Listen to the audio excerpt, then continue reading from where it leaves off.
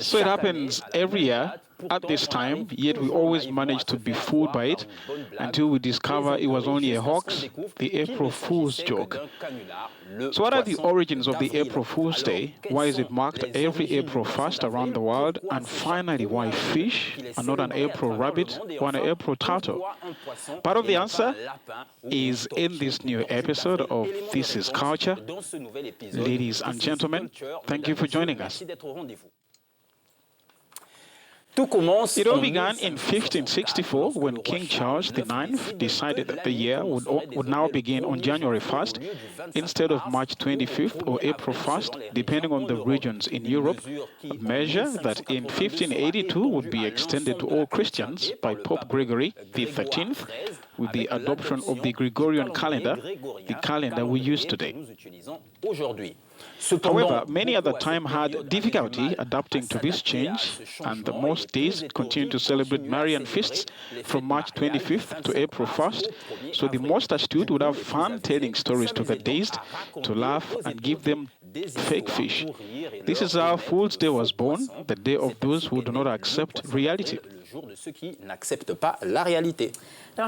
But what does the fish have to do with the change of calendar at that time? Yes, the period from March to April was associated with Easter, which marked the end of fasting for Christians at that time, and rejoicing took place around a table filled with fish. In addition, fish was the symbol representing Jesus for Christians in the early church. It should also be noted that in several European countries, the fishing season opened on April 1st and could remain closed to respect the breeding period, so fishermen among them enjoyed offering either herring or cardboard fish to ironically comfort the fishermen who may not have had fish during the fishing. Hence the tendency nowadays to hang a paper fish in the back.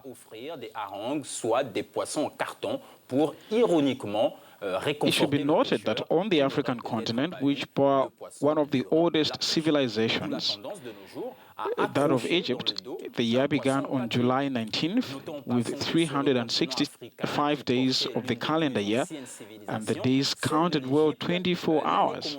The Egyptian calendar would have been a source of inspiration for the Gregorian calendar, but no April Fool's Day story revolves around it.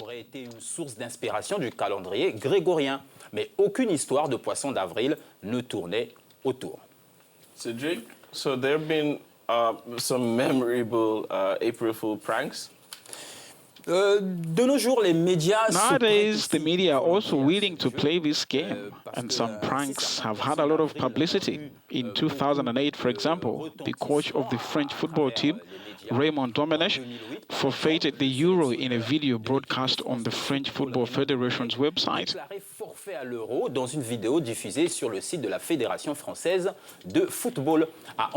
In Hong Kong, a man has made headlines on social networks for posing as North Korean leader Kim Jong-un.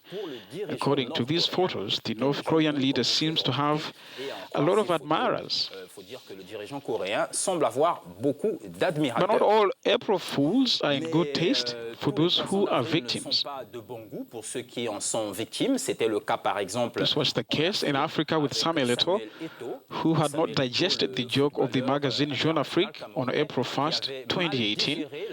The magazine had published a fake interview in which the football star announced his candidacy for the Cameroonian presidential election, saying, and I quote, camerounaise, disant, je cite, je ne vois pas pourquoi je ne pourrais pas. I don't see why I can't be president of the republic. To paraphrase my Buba friend, I dream of the presidency as Twin Caesar dreamt of Rome. Samuel Eto'o had reacted immediately on social networks, believing that the comments attributed to him were detrimental to his honor.